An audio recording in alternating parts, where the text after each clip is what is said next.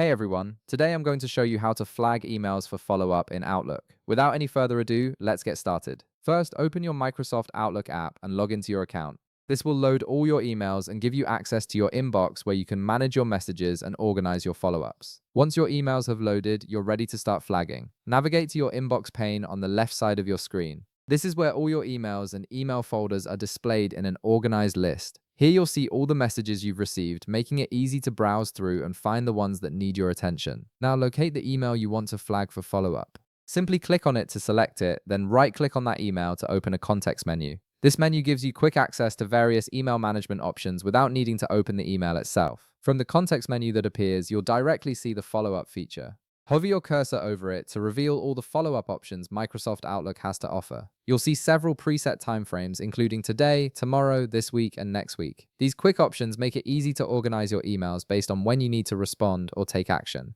If none of these preset options fit your schedule, you can also select a custom date to set a more specific follow-up reminder that works perfectly for your timeline. By flagging emails this way, you're creating a visual reminder system that helps you stay on top of important messages. Flagged emails will appear with a colored flag icon, making them instantly recognizable in your inbox. This ensures nothing slips through the cracks and you can prioritize your responses effectively. And that's how you flag emails for follow-up in Outlook, keeping your inbox organized and ensuring timely responses. If this video helped you out, be sure to leave a like, subscribe, and I'll see you in the next one.